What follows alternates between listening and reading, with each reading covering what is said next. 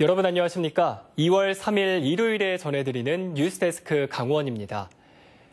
화천 북한강에는 아주 이상한 다리가 하나 있습니다. 71억 원을 들여 만든 자전거 다리인데 이용객이 거의 없는 상태입니다. 이재규 기자가 취재했습니다. 화천을 가로질러 흐르는 북한강 상류에 총 길이 360m짜리 다리가 들어서 있습니다. 반지 모양의 조형물 때문에 반지교라 이름 붙은 자전거 교량입니다. 4대강 사업으로 이 주변에 난 자전거길 이용자들을 위해 지난 2014년 건설했습니다. 문제는 이용객이 없다는 점입니다. 이용객은 좀 있던가요? 못 봤어요. 그럼 좀 답답하세요? 그렇죠. 좀 그 돈을 가지고 다른데 뭐 사용했다라고 하면 몰라도. 그도 그럴 것이 이곳 자전거길을 이용하는 사람 자체가 적습니다. 춘천까지 연결된 자전거길이 이곳으로 이어지지 않았기 때문입니다. 그나마 찾아오는 자전거 이용객들이 다리를 이용하려 해도 불가능합니다. 북한강 물이 가로막고 있기 때문입니다. 다리에 올라가려면 수상 부교를 연결해야 하는데 겨울에는 미끄러짐 사고 위험이 높아 다리 접근 자체를 통제하고 있습니다. 원래는 이런 부교 형태가 아닌 정식 다리로 개통할 예정이었습니다. 하지만 예산이 없어서 임시 방편으로 이렇게 운영하고 있습니다. 제대로 된 다리를 만들기 위해서는 100억 원 정도의 예산이 더 필요합니다. 지금까지 든 예산만 71억 원입니다. 화천군은 언제 추가 예산을 확보할 수 있을지, 춘천 자전거길과 언제쯤 연결될지 알 수 없다는 입장입니다. 하지만 언젠가는 이 다리가 제 역할을 할 것으로 기대한다고 밝혔습니다. 낭비라고 표현을 하시는 분들도 있지만은 저희가 어떤 장기 계획 봤을 때는 낭비가 아니라 이렇게 생각을 하고 있습니다. 수십억 원 혈세가 투입된 자전거 다리. 예산 낭비라는 비난을 받는 애물단지가 됐습니다. MBC 뉴스 이재규입니다. 동해고속도로 북강릉 IC에서 강릉 사천항을 잇는 도로 개설 공사가 진행되고 있습니다. 하지만 주요 도로와의 접속 지점이 확정되지가 않아서 당분간 반쪽 도로로 전락할 처지에 놓였는데요. 보도에 황병춘 기자입니다. 강릉시 사천면 농경지 옆으로 4차로 도로가 건설되고 있습니다. 2.2km 가운데 일부는 포장까지 됐고 나머지는 공사가 한창입니다. 동해안권 발전특별법에 따른 설악단호 문화권 사업의 하나로 지난 2016년부터 공사에 들어갔습니다. 동해고속도로 북강릉 IC에서 사천 진항을 잇는 2.88km를 조성하는데 모두 344억 원이 들어갑니다. 당초엔 국비가 90%, 309억 원이 지원되기로 했지만 지금은 지원액이 200억 원으로 줄면서 강릉시 부담액은 110억 원이 더 늘었습니다. 도로 공사가 끝나는 지점에는 주택가 비닐하우스가 자리 잡고 있습니다. 공사 종점이 결정되지 않아 올해 공사는 여기서 멈춥니다. 북강릉 IC 램프도로와 연결하려고 하지만 도로법상 어려운 실정입니다. 국도 7호선 구라미 휴게소 고가도로에 접속하는 것은 교통 혼잡을 우려한 국토관리사무소 측이 반대하고 있습니다.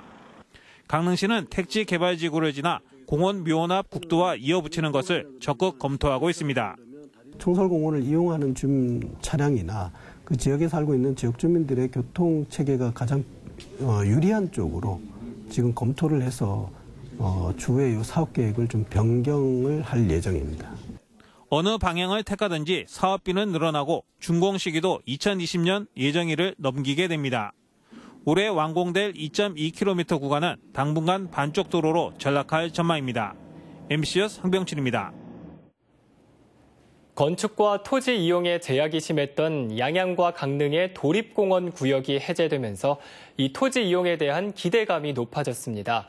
그런데 일부 마을 지역에서는 도립공원으로 묶여 있을 때보다 건축 가능 면적이 후퇴해 주민들이 반발하고 있습니다. 김형호 기자가 보도합니다.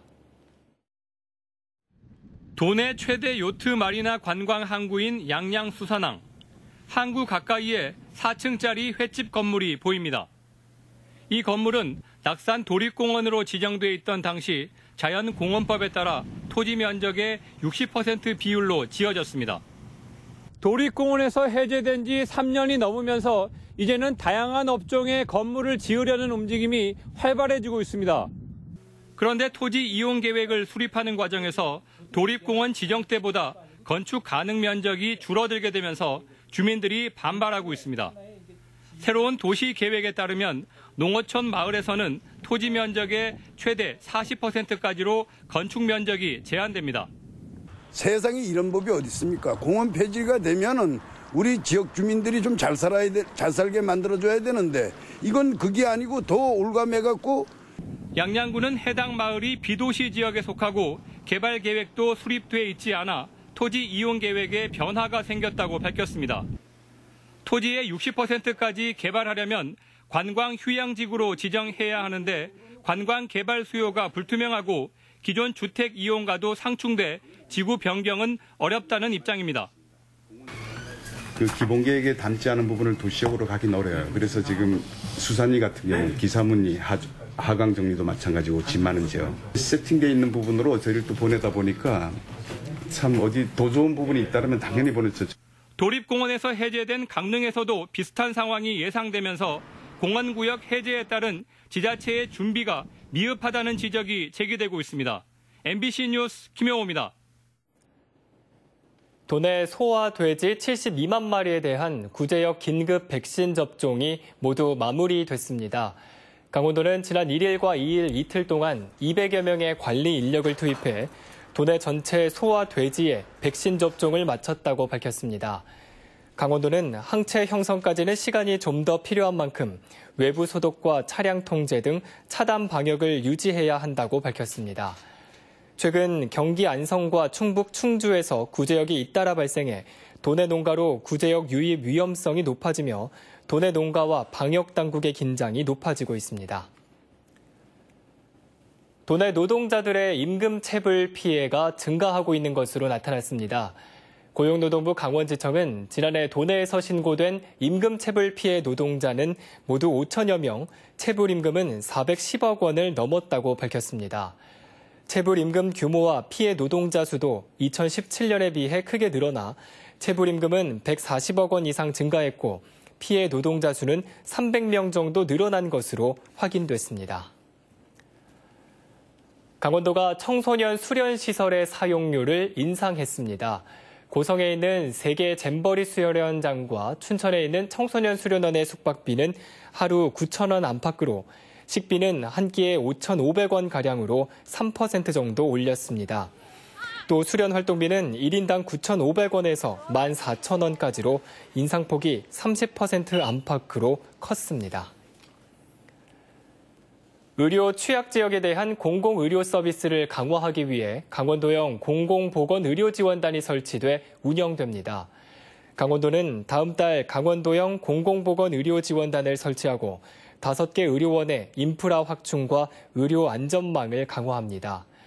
이를 통해 지역 거점 공공의료기관으로서의 기능과 역할을 강화한다는 구상입니다. 특히 다음 달부터 속초의료원이 소아청소년과의 야간과 휴일 진료를 실시하고 분만 취약지 5개 군에서는 고위험 산모에 대한 맞춤형 지원도 이루어질 예정입니다. 강원도교육청이 올해 초등학생들의 놀이 문화를 더욱 활성화시킵니다.